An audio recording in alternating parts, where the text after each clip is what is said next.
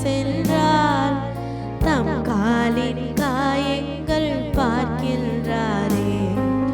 தீய வழியில் என் கால்கள் சென்றார், தம் காலின் காயங்கள் பார்க்கின்றாரே. சிலுவை நாதர் இயேசுவின் பேரொளி வீசிடும் தூய கண்கள் எல்லை நோக்கி பார்க்கின்றன, தம் காயங்களையும் பார்க்கின்றன. சிலுவை நாதர் இயேசுவில்.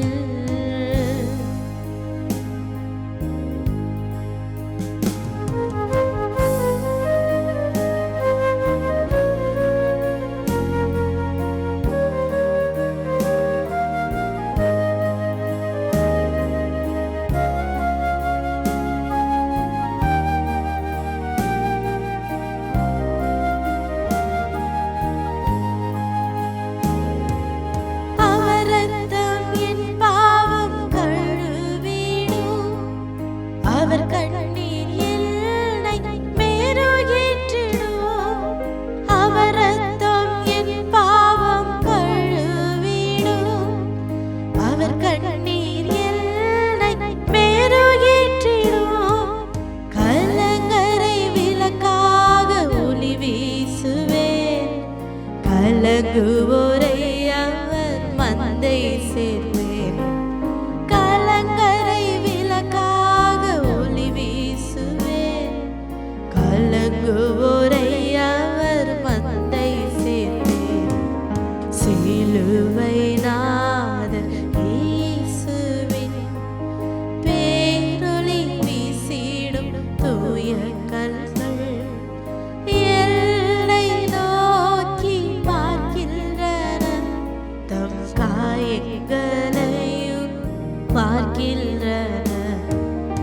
எல்லை நோக்கி பார்க்கின்றன, தம் காயங்களையும் பார்க்கின்றன.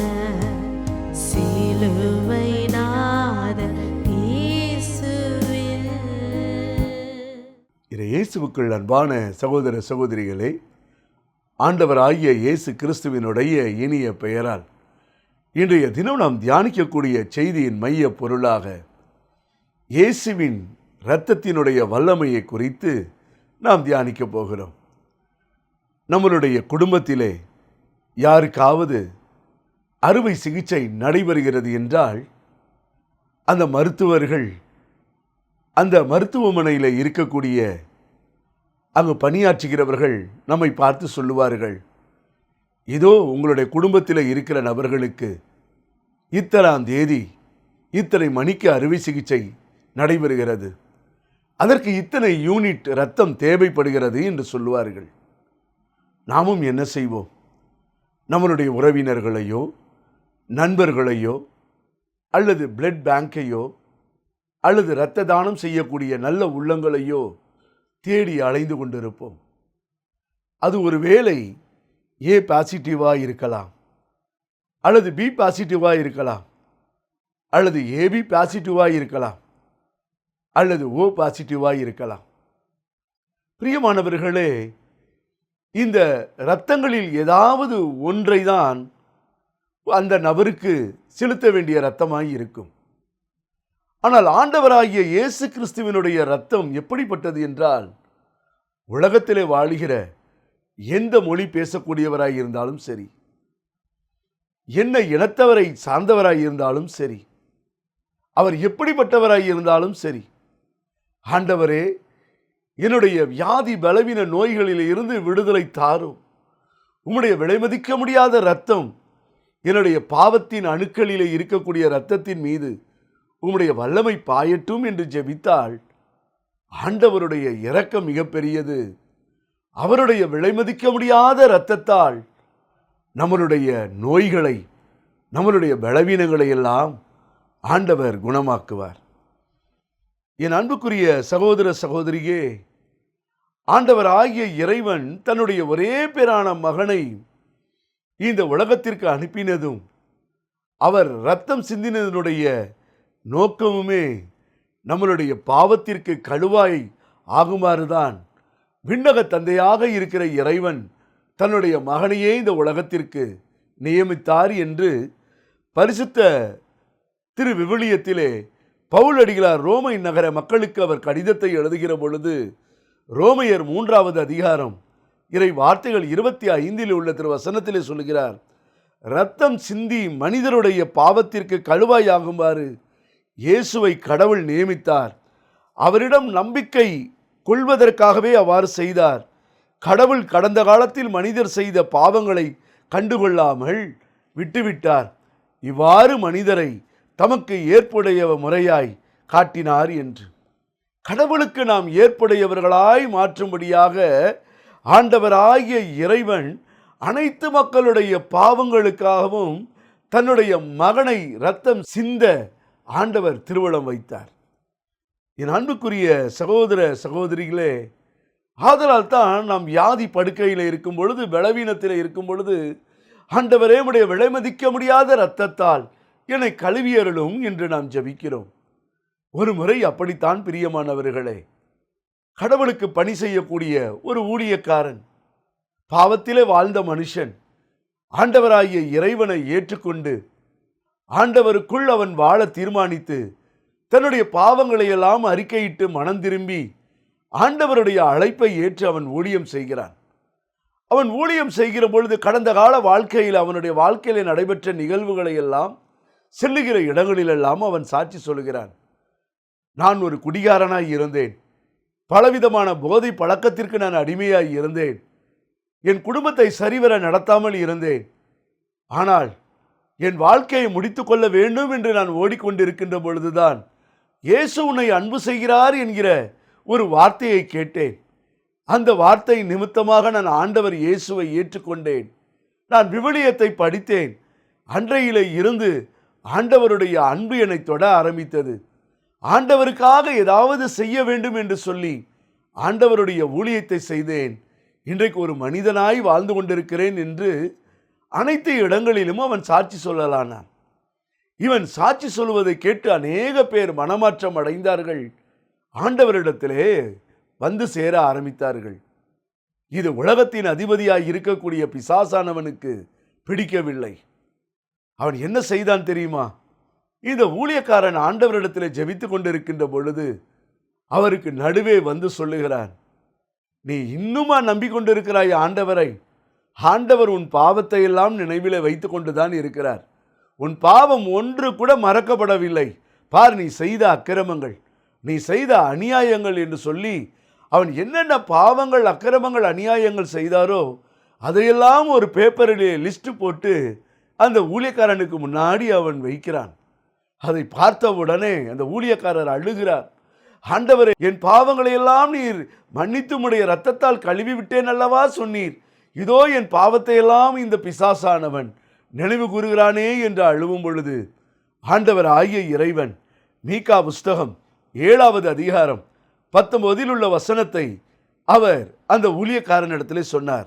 மகனே, இதோ நான் உன் மீது இரக்கம் காட்டியிருக்கிறேன் என்பதை இந்த வசனத்தை அந்த பிசாசினிடத்திலே சொல்லு என்று சொல்லும் பொழுது அந்த வசனத்தை எடுத்து அந்த பிசாசினிடத்தில் அந்த ஊழியக்காரன் சொன்னான், நம் மீது இரக்கம் காட்டுகிறார், நம் தீச்செயல்களை எல்லாம் மிதித்து போடுவார், நம் பாவங்கள் அனைத்தையும் ஆழ்கடலிலே எரிந்து போட்டுவிட்டார் என் ஆண்டவர் இயேசு.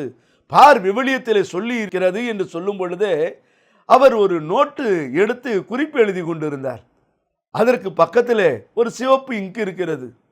திடீரென்று அந்த இங்கெல்லாம் அந்த பாவத்தை காட்டின அந்த பேப்பரின் மீது ஊற்ற ஆரம்பிக்கிறது. இயேசு சொன்னாராம், இப்படிதான் உன்னுடைய பாவங்களை எல்லாம் என்னுடைய இரத்தத்தால் கழுவி உன்னை தூய்மைப்படுத்தியிருக்கிறேன். இதை சொல் என்று சொன்ன உடனே அந்த ஊழியக்காரன் பிசாசை பார்த்து சொன்னானாம், இதோ என் ஆண்டவராகிய இயேசு கிறிஸ்து அவர் விலைமதிக்க முடியாத இரத்தத்தால் என்னுடைய சகல பாவங்களையும் மன்னித்திருக்கிறார். சாத்தானே, உனக்கு இங்கே என்ன வேலை என்று சொன்ன உடனே அவன் அந்த அறையை விட்டு அலறி ஓடுவதை அந்த ஊழியக்காரன் பார்த்தாராம்.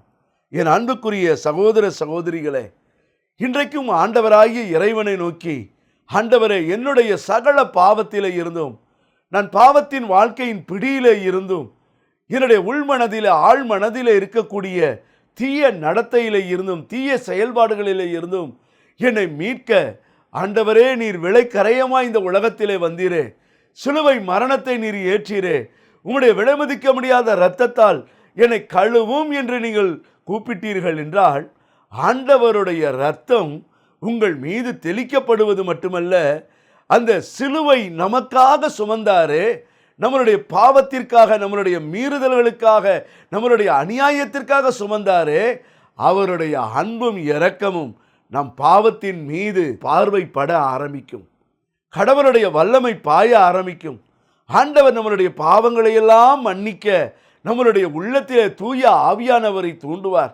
நாம் முப்பரவு அருள் அடையாளத்தை நோக்கி நம்மளுடைய மனது, நம்மளுடைய உள்ளம் பாய ஆரம்பிக்கும். பிரியமானவர்களே, என் அன்புக்குரிய சகோதர சகோதரிகளே, நாம் எந்த அளவு பாவம் செய்திருந்தோம் என்றால், ஆண்டவர் விண்ணக தந்தையாக இருக்கிற இறைவன் இந்த உலகத்தினுடைய பாவங்களையும் நம் பாவங்களையும் இயேசுவின் மீது சுமத்தும் பொழுது அவர் எந்த அளவுக்கு தன்னுடைய உள்ளத்திலே மன துயரத்தை அடைந்திருப்பார் என்று நீங்களும் ஞானும் யோசித்து பார்த்தோம் என்றால், நாம் ஒரு சிறிய பாவம் செய்வதற்கு கூட நாம் என்ன செய்வோம்? தயக்கம் காட்டுவோம், பயப்படுவோம். ஏனென்றால் என் இயேசுவினுடைய இரத்தம், விலை மதிக்க முடியாத இரத்தம் இந்த மனுக்குலத்திலே சிந்தப்படுகிறதே என்று நாம் ஒவ்வொரு நாளும் எண்ணுவோம். பரிசுத்த திருவிவிலியத்தை நாம் பார்க்கின்ற பொழுது, ஆண்டவர் ஆகிய இறைவன் லூக்கா புஸ்தகத்திலே 22வது அதிகாரம் 42 இருந்து 44 உள்ள வசனத்தை நீங்கள் எடுத்து வாசித்து பார்த்தீர்கள் என்றால், கெத்செமனே தோட்டத்திலே போய் தன்னுடைய விண்ணக தந்தையை நோக்கி அவர் ஜெபிக்கலானார். அப்ப ஜெபிக்கின்ற பொழுது உலகத்தினுடைய பாவங்கள் எல்லாம் அவர் மீது சுமத்தப்பட ஆரம்பிக்கிறது. இந்த உலகத்திற்காக அவர் எந்த அளவுக்கு அடிக்கப்பட வேண்டும், நொறுக்கப்பட வேண்டும் என்பதையெல்லாம் ஆண்டவராகிய இறைவன் இயேசு கிறிஸ்து கண்டு உணர்ந்து தன் தந்தையை நோக்கி ஜெபிக்கிறார். தந்தையே, உமக்கு விருப்பமானால் இந்த துன்பக் கிண்ணத்தை என்னிடமிருந்து அகற்றும், ஆனாலும் என் விருப்பப்படி அல்ல, உம்முடைய விருப்பப்படியே ஆகட்டும் என்று சொல்கிறார். 43, 44 உள்ள வசனத்தை நீங்கள் எடுத்து வாசித்து பார்த்தீர்கள் என்றால், இவர் இப்படி ஜெபிக்கின்ற பொழுது விண்ணகத்திலே இருந்து ஒரு தூதர் வந்து ஆண்டவர் இயேசுவை தேற்றினாராம். பாருங்கள் பிரியமானவர்களே, எந்த அளவு தன்னுடைய உள்ளத்திலே வேதனைகள், தன்னுடைய உள்ளத்தை ஒடுக்கி இந்த உலகத்தினுடைய பாவங்களெல்லாம் தன் மீது சுமத்த போகிறதே என்று கலக்கமுறுகின்ற வேளையிலே, அந்த விண்ணக தூதரை விண்ணக தந்தையாக இருக்கிற இறைவன் தன் மகனுக்கு ஒரு தேற்றுகிற ஒரு தூதராக அவர் தருகிறார். அந்த அளவு அவர் தேற்றினாலும் பரிசுத்த திருவிவிலியத்திலே நாம் பார்க்கலாம். லூக்கா 22வது அதிகாரம் 44 உள்ள வசனத்திலே, அவர் மிகுந்த வேதனைக்கு உள்ளாகவே உருக்கமாய் இறைவனிடம் வேண்டிக் கொண்டு இருந்தார். அவரது வியர்வை பெரும் இரத்தத்தின் துளிகளை போன்று தரையிலே விழுந்தது.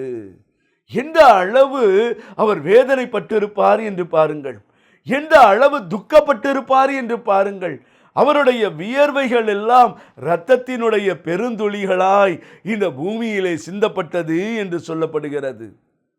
என் அன்புக்குரியவர்களே, இன்றைய மருத்துவ உலகத்திலே இருக்கிறவர்கள் சொல்லுகிறார்கள், ஒரு மனிதனுடைய உடலிலே அவன் மன ரீதியாக அல்லது மன அழுத்தத்தினாலும் அல்லது தேவையில்லாத பயத்தின் காரணமாகவும் அவனுடைய குடும்ப சூழ்நிலையின் நிமித்தமாகவும் அவன் டிப்ரெஷன் நிமித்தமாகவும் அதிகமாக அவன் வேதனைப்படுகின்ற பொழுது அவனுடைய இரத்த நாளங்கள் வெடிக்க ஆரம்பிக்கிறதாம். அந்த இரத்த நாளங்கள் வெடிக்க ஆரம்பிக்கின்ற பொழுது அவை வியர்வைகளுடைய சுரப்பிகளின் வழியாக வியர்வையோடு கலந்து வெளியே வருகின்றது என்று சொல்லி மருத்துவத்துறை இதை ஒப்புக்கொள்ளுகின்றது.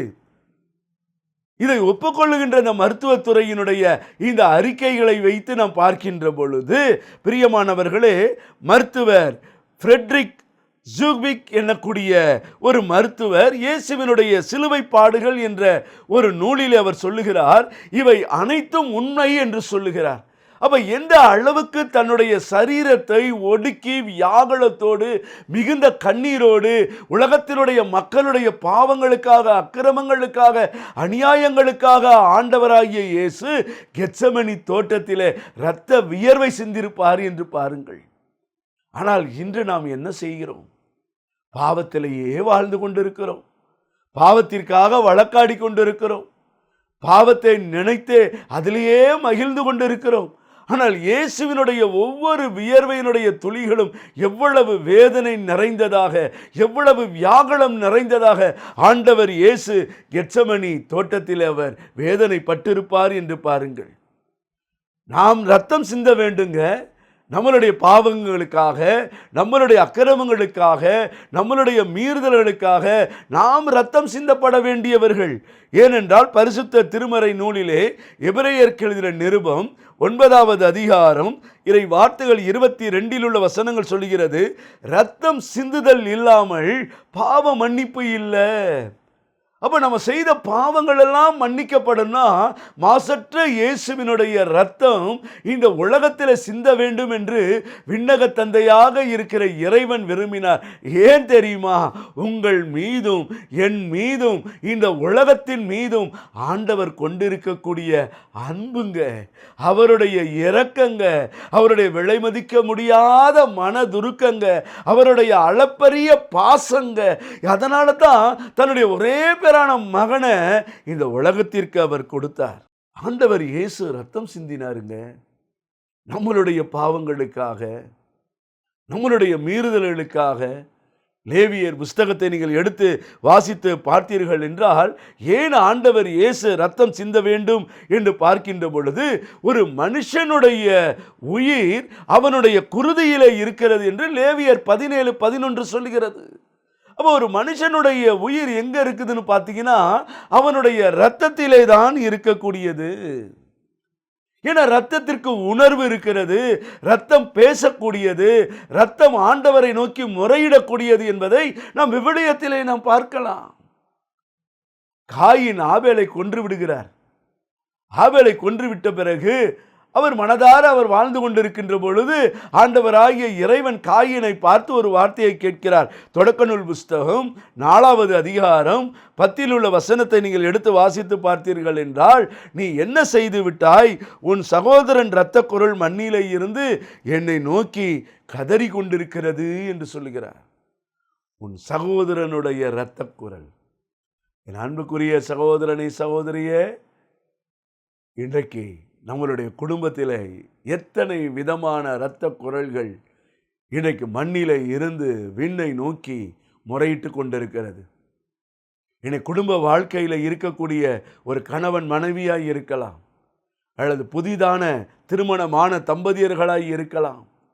கடவுள் உங்களுக்கு கொடுத்த குழந்தை வரங்களை, ஆசீர்வாதங்களை நீங்கள் கருக்கலைப்பு செய்கின்ற பொழுது ஒருவேளை இப்பொழுது குழந்தை வேண்டாம் என்று சொல்லி நீங்கள் தள்ளி போடலாம்.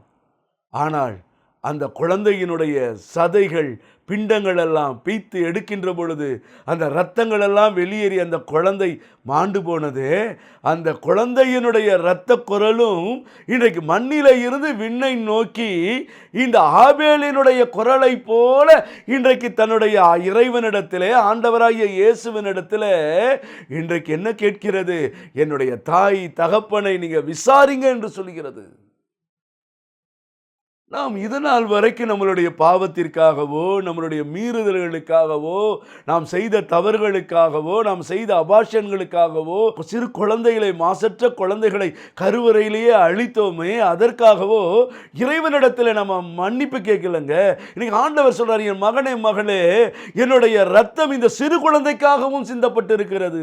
அந்த குழந்தைகளுடைய கூக்குரல் விண்ணகத்தை நோக்கி வருகிறதுனாலே தான் இன்னைக்கு உங்களுடைய பாவங்கள் மன்னிக்கப்படாமல் இருக்கிறது. தான் இன்றைக்கு உங்கள் குடும்பத்தில், வியாபாரத்தில், தொழிலில், சரீரத்தில், வியாதியில் பலவீனத்தோடு நீங்க இருக்கிறீங்க. இன்னைக்கு என்னுடைய ரத்தம் உங்கள் மீது தெளிக்கப்பட வேண்டும் என்றால் உங்களுடைய குறைகளை, உங்களுடைய பலவீனங்களை நீங்கள் ஏற்றுக்கொள்ளுங்க. எந்த அளவுக்கு உங்க மேல, என் மேல ஆண்டவருக்கு அன்பு இருக்குமேயானால் இந்த உலகத்திலே உங்களைப் போல, என்னை போல ஒரு மனிதனாக அவர் வந்திருப்பார். பரிசுத்த திருமறை நூலிலே எபிரேயருக்கு எழுதின நிருபம் 2வது அதிகாரம் 14 உள்ள வசனங்கள் சொல்லுகிறது, ஊனும் இரத்தமும் கொண்ட அந்த பிள்ளைகளைப் போல் அவரும் அதே இயல்பில் பங்கு கொண்டார். இவ்வாறு சாவின் மேல் ஆற்றல் கொண்டிருந்த அழகையை சாவின் வழியாகவே அழித்து விட்டார். உங்கள் உள்ளத்தில் ஒரு மரண பயம் இருக்குதா? உங்கள் சரீரத்தில் வியாதி இருக்குதா? பலவீனம் இருக்குதா? உங்களுடைய மனச்சான்று உங்களை குற்றப்படுத்தி கொண்டு இருக்கிறதா? நீ ஒரு பாவி, உனக்கு பாவ மன்னிப்பு கிடையாதுன்னு சொல்லி கொண்டு இருக்கிறதா?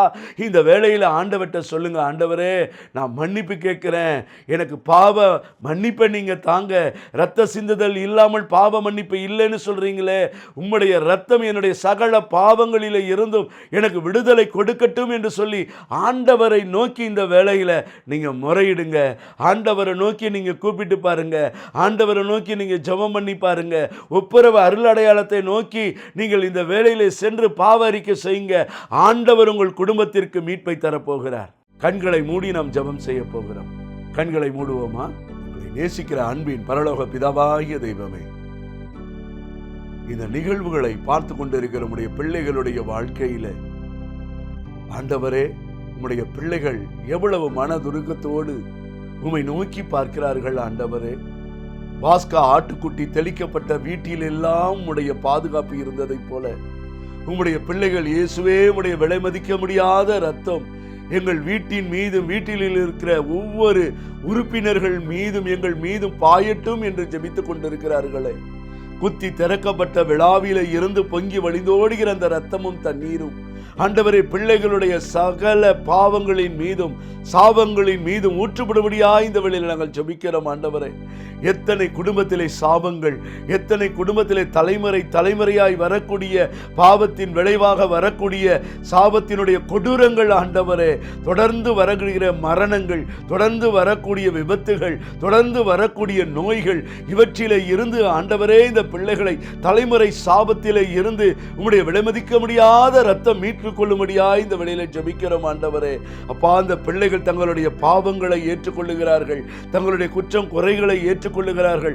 இந்த பிள்ளைகளுடைய சகல வியாதிகளும் பலவீனங்களும் நோய்களும் பாவத்தினாலே வந்த அனைத்து விதமான கட்டுகளும் ஆண்டவரை இயேசுவினுடைய நாமத்தினால் குடும்பங்களை விட்டு, இல்லங்களை விட்டு, சரீரத்திலேயே விட்டு விலகும்படியாய் நாங்கள் ஜெபிக்கிறோம். அற்புதங்கள் உம்முடைய நாமத்தினாலே நிகழ்வதாக. ஆண்டவரே, என் நிகழ்ச்சி ஒளிபரப்ப உதவிய திருமதி கிளாடிஸ் செல்வராஜ், திருமதி ரெஜினா பிலிப், திருமதி மெர்சி தமிழ்ச்செல்வன், திருமதி ரெஜிஸ், திரு டேவிட் செல்வராஜ், திரு அடைக்கல சாமிதாஸ், இந்த குடும்பத்தை நீர் அபரிதமாய் நீர் ஆசீர்வதிக்கும்படியாக ஜெபிக்கிறோம்.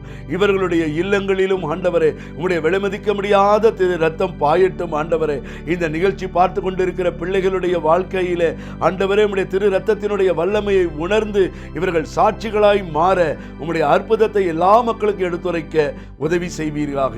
இவை எல்லாவற்றையும் ஆண்டவர் மீட்பரும் இயேசு கிறிஸ்துவினுடைய ஒப்பற்ற திருப்பெயரால் ஏறெடுக்கிறோம் எங்கள் நல்ல தந்தையே, ஆமென்.